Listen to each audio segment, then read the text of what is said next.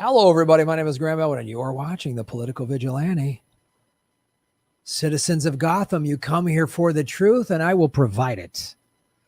Well, I've been talking about, a lot of us lefties have been saying, organized unions, especially now in the middle of a pandemic, right? This is the chance, right? The essential worker. The essential worker. Well, Google, in its dealings with the CIA and just being flat out evil, they're really afraid of unions. So they've hired a union busting company that has collected dossiers on employees, calling them lazy, money-oriented, single mother. And one company specifically went to people in hospitals, leaked files from IRI Consultants, a top union avoidance firm. That's a business. Where do you work? Oh, I'm in a union avoidance firm. Oh, so you work for the devil. You're working evil. So you don't want American workers to have good wages and benefits and pension. And you don't want that. You want to stick it to the American worker. And you work for a firm that does this. Wow. You tuck your kids in at night? Daddy, how was work? Oh, I just fucked over working class Americans. It was awesome. Yay. What's for Christmas? Bunch of nice things. The workers over at this hospital we did it to can't. They're hired by Google, show how it collects data on workers' personality, motivations, and work ethic to bust unions. The spreadsheet was used by union avoidance firms that tried to thwart a union drive at 2 Seattle hospitals. So they don't want you to have union hospitals. Governor of New York, Cuomo, has shut down 10 hospitals. In the last 10 years leading up to the pandemic, he shut down 10 hospitals that cost people lives.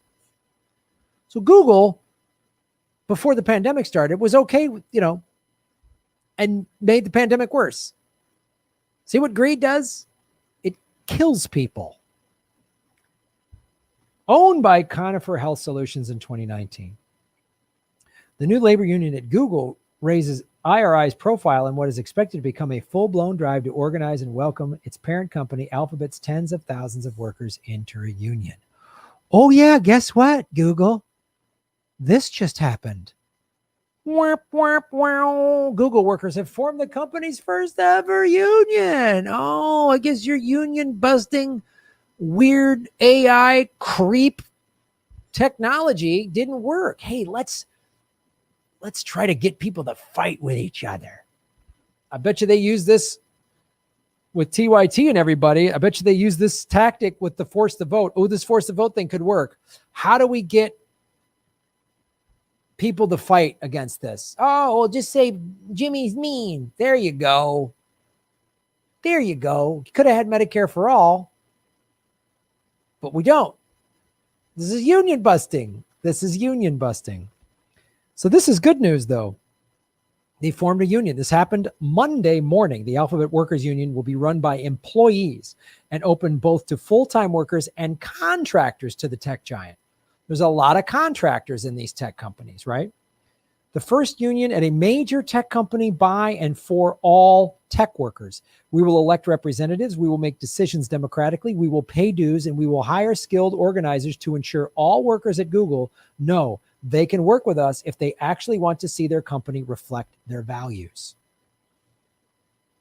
As many as 226 of the group's members have signed union cards with the Communication Workers of America, the CWA, one of the country's largest labor unions. Everyone talks about how great it was in the 50s, right? America was making all this money. There's all this upward mobility. The American dream was alive. You want to know why it was alive? The most union membership we've ever had, high banking regulation, high tax rate for wealthy people and corporations. That's why it was so good. Because you could get a union job, and work your way up and buy a house, and college was affordable. It was barely anything back then. Now, none of these things, it's not possible. And here's how they did it. Actually, the pandemic kind of benefited them, because organizing at the workplace is like, they look for that union busting. Too many people meeting together at lunchtime. Like, they look for that shit, but everyone was working remotely. So You have to organize one-to-one in sort of a very cloak and dagger way, he told CNN Business, meeting with people, broaching the subject carefully, being really thoughtful about who we tell what, when, and really only watching out based on their personal relationships, the people that we see being publicly upset about issues. Video calls are a fantastic one-to-one mechanism, Gaynor Dewar said.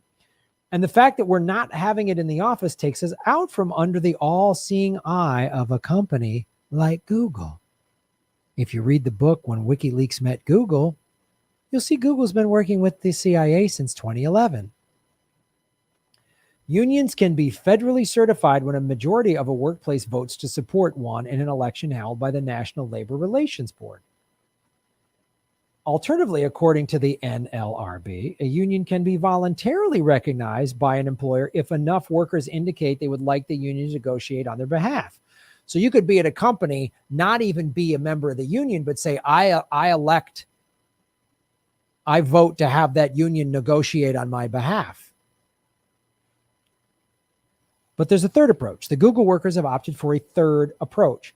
At least for now, does not anticipate formal recognition, said Beth Allen, communications director of CWA. That's because traditional collective bargaining agreements almost always exclude contractors.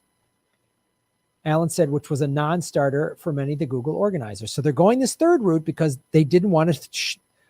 And this is why you can see over the years and why Uber, companies like Uber and Lyft, they're just contractors. Because if they're contractors, then they don't have all these protections. And part of them is, they can't join a union. They can't be part of this and that. They don't get all of this stuff.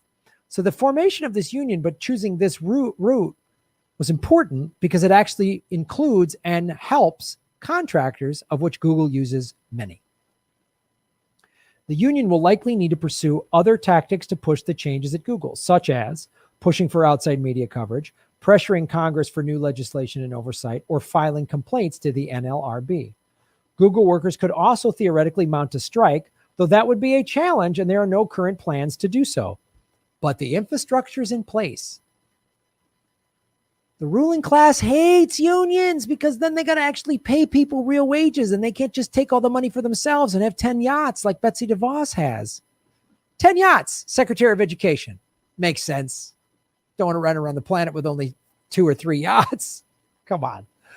Ugh, it's just gross. Just thinking about using the same yacht like when you go to Fiji, is the same yacht you could use when you go to Barbados. Doesn't it just make you gross? Like, it makes me want to vomit using the same yacht. Like it makes me disgusted. It's gross. Ugh, disgusting. It's like drinking your own urine using the same yacht. Ugh.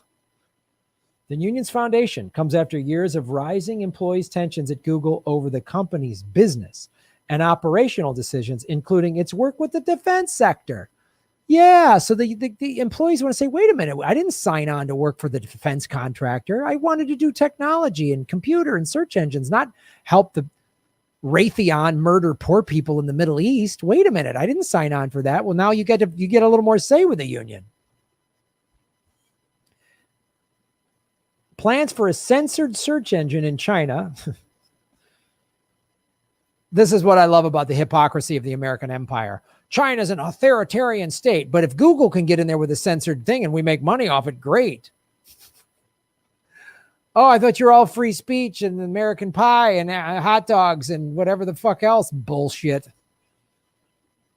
And the company's handling of sexual misconduct claims, the last of which resulted in a massive employee protest.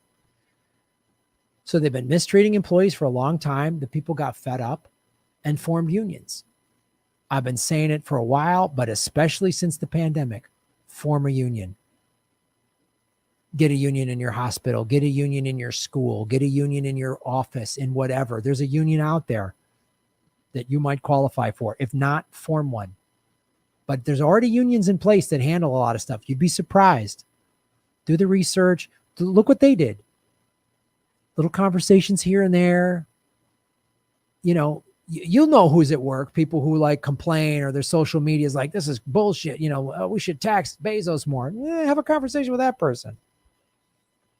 This is a step in the right direction. This is a little bit of a win from a company that hires anti-union, that hires union busting companies. That's what Google does. And hospitals have done that too. Wow.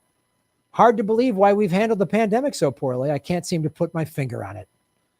Speaking of fingers, finger bang that like button, everybody, so that we get more views and subscriptions so that we can keep bringing you these stories in a way that nobody else does. My name is Graham Elwood. Thanks for watching. You're making Gotham great again. Shave your knuckles for justice. Follow the money. Connect the dots. Ba-boom. Thanks for watching, everybody. Please hit the like button, the subscribe button. Go to patreon.com/Graham Elwood and rockfin.com/Graham Elwood, where you can support the show. Also, I have a Bitcoin wallet, a Bitcoin Cash wallet, and an Ethereum wallet in the show notes. We're taking cryptocurrency. I have a Coinbase affiliation link. We're going to be getting on some other exchanges. So that's how you support the show. Make sure you hit the subscribe button. YouTube is unsubscribing us at an alarming rate. I have a PayPal button at GrahamElwood.com. I even have a Venmo at Graham-Elwood. There's a lot of ways to support our show. We are getting crushed by YouTube. We've dipped under 73,000 subscribers because of YouTube. Thanks for supporting what we do.